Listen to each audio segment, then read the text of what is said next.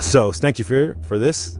So of course the big question to both of you, since you're both producers on it, why now when there's been so many different versions, like both direct adaptations and of course even more like worldwide that were inspired by the Ramayana. So why is it the right time to do this in such a lavish way? So I think from my standpoint, personally, I have not really felt that Ramayana has ever been presented in its truest form in terms of its greatest scale for the biggest screens in the world, and just the fact that it's such a big part of the Indian belief system. And I feel like personally, because I had my own journey in moving from India to LA and then to London, and I always felt that we were not represented as Indian film or as Indian storytelling or as India as a country at large. In terms of who we are, we were always presented as the victim, like the third world, the developing nation, the slumdog millionaire. We were never the. And Ramayana to me really represents the spirit of our evolution or our history in a way that thousands of years ago we actually had it all figured out. And that is where I feel that this story and this perspective needs to come across to the world beyond the Indian diaspora and really present itself where I think the world at large should consume it because it's such a timeless rendition of humanity. Especially since this has been around for so long, and a lot of people, like you said, has still have to this day have this, perception of, Indian people in huts and stuff like that, and not the grand, epic, superhero-ish type print and scale of things. But Mr. Yash, so how now about with you, especially coming, I'm going to have to produce in addition to starring in. I think there is never a right time or a wrong time when it comes to Ramayana because it's been there since 5,000 years and there are many ways people have tried to tell this story through television, through plays. If you go to India, even in villages, the smallest villages, you find regular people who work in other fields, other business. They all come together once in a year. They learn to act even though they're not professionally trained or they're not professional actors. They come together and they showcase this play. The story is part of culture. So there are many ways people have told this story. I think it's our turn now to give our best and try and put it in the best available technology, use of the technology and tell it. And maybe there'll be many more. After a few years, there'll be advanced technology and somebody will come and say, you know what, there's a better way to tell this story. So this story is so relevant. If it had stayed for so long, there must be something. So it's our take on it. It means all of us know the story. As the technology progresses or we feel that it can be told in a more grandeur way, we are doing it. I think that's about it. I think even after 20 years, you'll be finding many of the Indian filmmakers coming and telling you that, you know what, this story needs to be told in a better way. There is never right way. We are giving our best, trying our best with the resources what we have today. That's the main reason. I think every generation wants its own Ramayana. We put it honestly. I think we've consumed it growing up. I think we need to have something that our children and their children should feel excited to want to learn about it and want to feel like it's something that is very relevant in their evolution. When they look at world cinema, Ramayana should stand next to it, if not better than what they see otherwise. As someone who's starting out doing a lot of effects work and out and working Hollywood art effects work, do you feel that that now is the time for you personally, like was this all leading up to this moment? It's interesting because I aspirationally 30 years ago when I started, I was always keen to be a filmmaker, and then I took the path of building up this little garage startup into what's one of the largest companies in the world with over 10,000 people across various parts of the world. And then at the end of that journey, I feel like now I'm making the Ramayana, and it feels like what I did for the last 30 years was my training ground to actually be able to tell the story or bring this vision to life. And that is something that I feel actually blessed that, we say that all the time, that you don't choose the Ramayana, Ramayana chooses you. And so it feels like, all of us who've got together, if you think about the people who are actually playing in front of the camera, behind the camera, it's almost a dream that you've got such degree of talent all coming together with that much enthusiasm to bring this to the world. I think that is, you can't plan these things. This is cinematic magic, as they call it. Were you always aiming to have a pan-Indian cast from all the different industries, or what did just work out that way? Like you said. But what were you considering it as like the Indian story? Did you intentionally go from different industries to get the biggest names? I think there was always the aspiration to bring the best of India, and to make that happen. It's been a very interesting evolution of sorts. Yash and I met actually just a few years ago after KGF 2 came out, and in one chance meeting, I don't think I was thinking of him joining Ramayana, and neither was he thinking of being part of it. But the way we spoke and the way we connected, it almost became apparent that we had to do something together. And I think we both aligned on this vision that can we bring something from India to the world in a way that we can all be proud of doing that. And that, I think, is how he came on board and really has supported that in its full might. And like Yash, there are other people like Hans Zimmer and some absolute top tier action and other teams, sort of all collaborating to really help elevate and raise the bar of what is being made. So also which I bought in front of the camera, but why Mr. Short Tavari for director? Because a lot of his work is very grounded, not so not necessarily like at this scale of being the fantasy type. I think what you just described of him is exactly what we wanted, because what we really wanted was someone who is incredibly well grounded in the culture, incredibly talented and smart in understanding the emotion and the characters that are again so close to people's hearts, and his ability to think and really create those moments and layer them with the emotion and the right kind of emotion, I think is paramount. I don't think there's any film in the world that succeeds if it doesn't sort of connect with you emotionally, and I think Nitesh done a tremendous job in doing that. Obviously, we have a lot of the, let's say, the visual effects capability and the technical infrastructure, and that is something that we use as our sort of our capability to. We do that with every director that we work with, is we try and give them the security cover or the covering to say, hey, you go and dream it and we'll help do it. So, it's a similar collaboration with Nitesh that we did, and what mattered to me most was that at heart, he genuinely loved the Ramayana, genuinely cared about the epic. He grew up learning about it like most of us. And I think that authenticity and honesty with which he does his job is very hard to find. And Mr. Yash, so a lot of green and blue screen and this and acting toward things that aren't there, places that aren't there. How do you maintain that emotional authenticity and that groundedness that we were referring to? It's a unique experience. But what happened is, with the expertise of DNEG, they were well prepared in advance. So all of us knew what's going to be the background. So we all had an idea. It's not like we were just shooting and then we were imagining that something's going to come there. So we almost knew what exactly it's going to look like.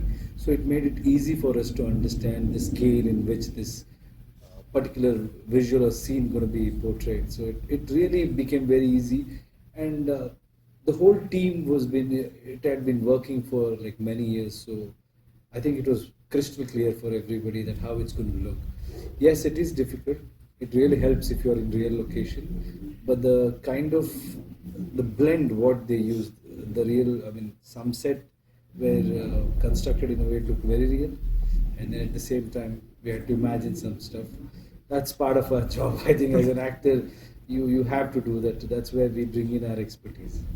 And it's like, as someone who grew up with Ramayana, was it like kind of fun, like all of these things that you maybe ever imagined as a child, to like, like you're in this playground? Yeah, always, because it's a very fascinating story. Because Ramayana, like I told you, it's there even before you know what is story. Like in your home, they start telling you these stories as a kid. You start hearing, and then you have seen in television, and then it's there in schools and colleges. It's everywhere. So it's something like there's many versions to it, and you're excited. You know these characters, and suddenly when you come to a point where you are trying to tell that story, and as an actor, I've done many roles, or I've been here for a while, but especially when it comes to Ramayana, then suddenly you become like, oh, how do we do this now? Like, if take out the tag of Ramayana, and if I have to play a king who's like this, who is arrogant or who is very powerful, who wants to do so many things which may or may not be accepted by the rest of it's pretty much easy. But when it attaches to the tag of Ramayana and when you call it Ravana, then unknowingly it starts playing in your head, because so many people have played it in so many ways, and it's been portrayed in many styles, not just cinema or television or plays. There's a lot of cultural things in India, art forms. In all those art forms, it's been played. Basically, the story has been told in many ways, but still it is so exciting, and people are still curious. And I think emotion is universal. The emotion what these characters carry is very universal. So when we are presenting it to the world and we are representing our country, so nobody can get Ramayana right. That I can tell you. We can only try. I think we are giving our best. What is more important is the intent and the honesty in which we approach this. So yes, I'm very excited, but at the same time, I'm very. I generally don't say nervous as an actor, but I have to say, because people have their own imagination. Like I would have imagined it some way. Some other person, some other actor comes in, he will imagine it some way. But it will always be questioned. But more or less, I think it's loved. It's a good problem to have. So that excitement is there. At the same time, responsibility is also there. How has all the roguish, like gangster type characters, gritty characters that you've played, informed your portrayal of Ravana? I think Ravana as a character has got many shades. Quite literally, he's got 10 heads. That is just to tell you that he had so much of shades in him. Each head represented one quality of him. He was master of so many things. Like he was a music maestro, and he was good at Vedas. He was a well-read person, and there are many such attributes to him. So, gangster is like a small thing. So basically, maybe it was a preparation. I don't want to compare him to gangster, but all the dark emotions or the dark side of the human we explore in gangster. Ravana has like 10 folds. So it just helped. Probably like I love dark character. As an actor, it's very exciting to play those kind of characters, because you get to experience certain things which you generally can't do it in real life. You will be put behind bars. So those kind of role excite me. But when you become a Ravana, then there is no limitation. He's going after everybody. He's going after Devas. He's going after God himself. So there is no limit to that character. This character is like the ultimate. I don't know whether I can say bad guy or a good guy.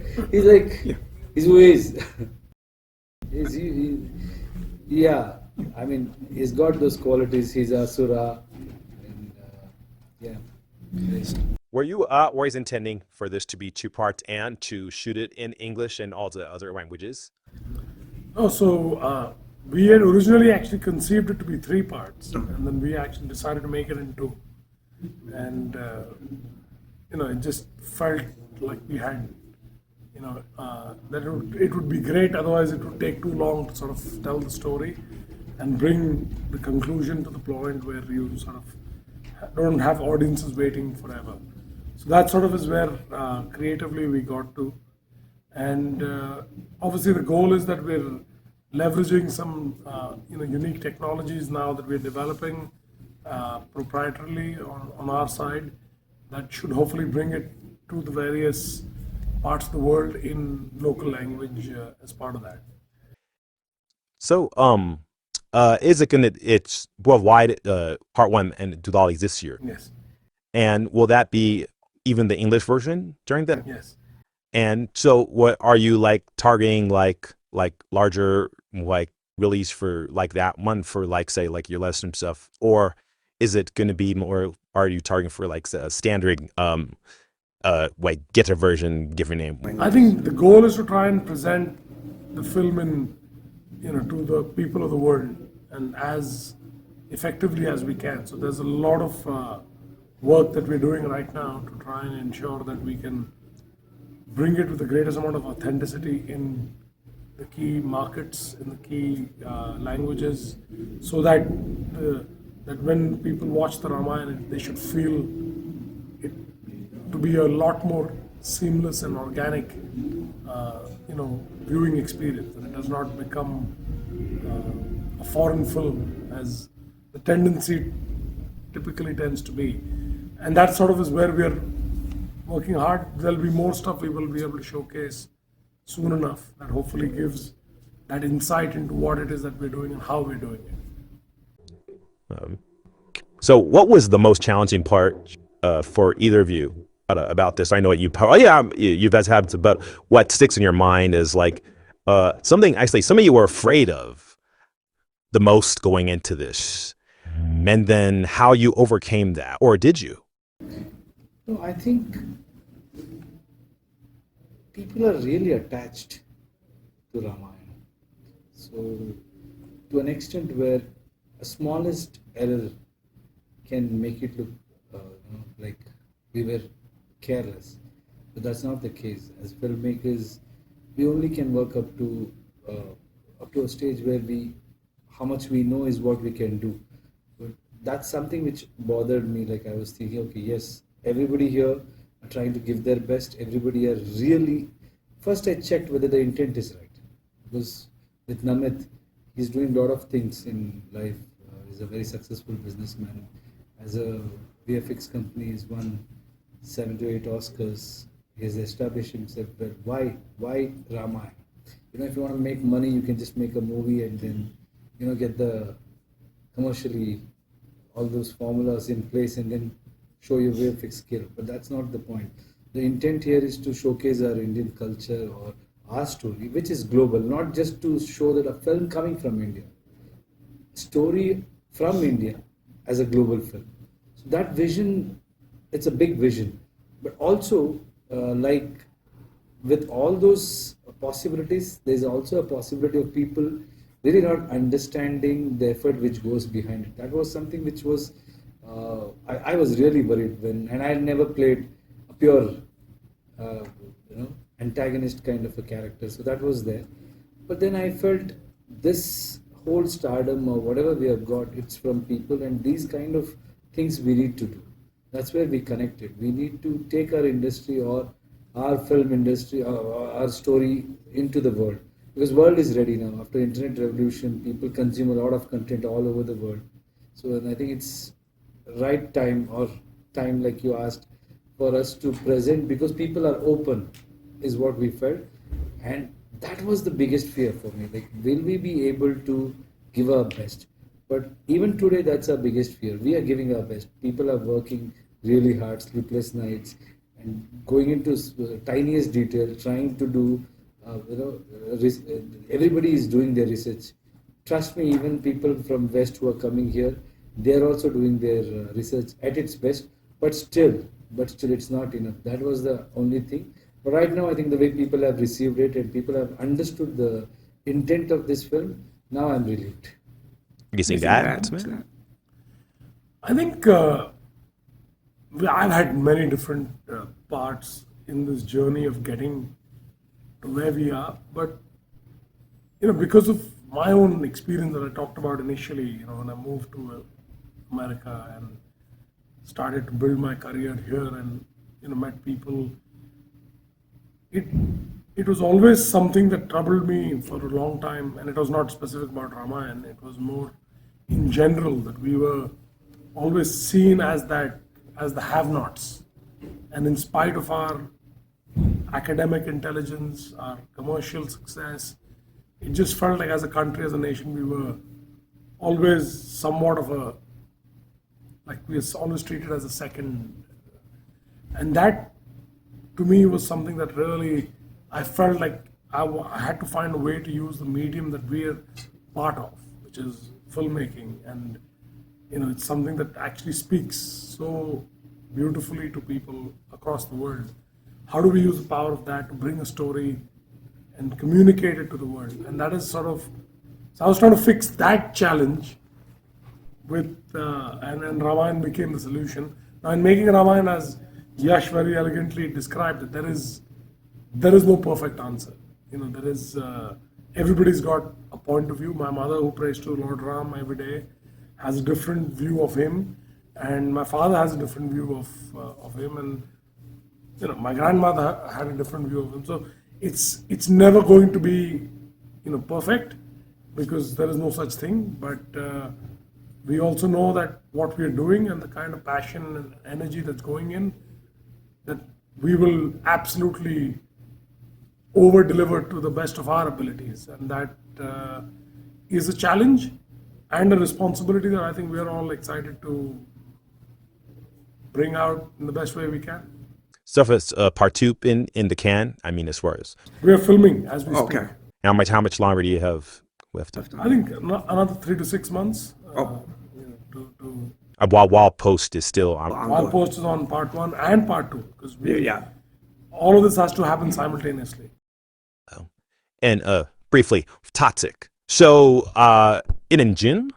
Yeah, June 4th. So what can you say about toxic? Toxic is another unique film, and I think it also has a similar ambition.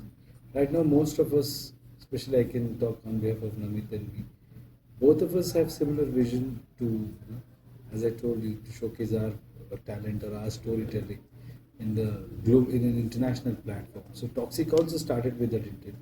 That's why we have shot it in English as well. So that's another thing we tried in this film. Toxic is, on a surface level, it might look like a gangster film, but it is very layered, and it's something where you understand a person's dilemmas, person's dark side in a very unusual way. So it's a very interesting, in a metaphor. The most of the things are told in a metaphoric way. So that's unique about that story. Of course, it's got all the commercial elements. They got some great performances. A lot of popular stars in the country have come together. That itself is very unique about Toxic, because generally for 5 actresses to come together who are doing really well in their respective careers have come together, and a lot of new talent has come together, and director Geeta Mohandas is known for very interesting storytelling. So it's a very unique film, and it's a large-scale action film. A lot of action, a lot of basically whatever said and done, it's a very unique attempt. It's an original IP. In these days, it's very difficult to find those, because we all have to think of business and we go behind franchises as well. But this is a very unique IP. Something like Sinners. Sinners was something very unique and interesting, but people accepted it and they really enjoyed it. So Toxic, I can tell you that it's going to be very original, refreshing, gangster film. And there's a subtitle about the fairy tale, right? Fairy tale for grown-ups. Yeah. That kind of suggests the whole uniqueness that you said. Yeah, see, what happens is we have fixed formula in storytelling. We try to cater to a certain audience, and then we don't go into depths of storytelling sometimes. So when we started writing this, when we were discussing about this, that story, the character was taking us very deep, and we could touch certain zones of human emotions which rarely we bring it on screen. So we just thought, okay, let's make it call it a fairy tale, because intentionally done in that area where it is like a fairy tale for grown-ups. So you've taken that liberty in terms of location or storytelling. You've created a world. We have created a world which is very realistic. At the same time, we have taken the liberty like a fairy tale, so we can play around, so we can get to that particular emotion, and people get to understand that emotion. And are you continuing to do Hollywood stuff in addition to going back for us with India film? No, for sure. And you have like Angry Birds and Animal Friends, like a lot of animation. Yeah. Anything else? So, Angry Birds 3 comes out later this year. That's again something we're producing with other people. And Animal Friends is a film that has been produced with Legendary and to be distributed by Warner Brothers. So we are continuing to produce content and continuing to produce high-end, animation and live-action films. And then as far as the engagement goes, yeah, you're like dizzy focusing on this right now. I think we're doing this, but as DNEG, we obviously continue to work on some of the biggest films that are all in production and will come through the year. Rodine is behind Toxic as well. That did not come to that chance meeting. That you Oh yeah, I just met him for VFX. I went to LA and I was meeting a lot of people, and then I met him for VFX, and then we happened to spend time, and then we ended up doing Ramayana together. and the first and second of many to come, I'm sure. And also, so what's the status of the Astroverse?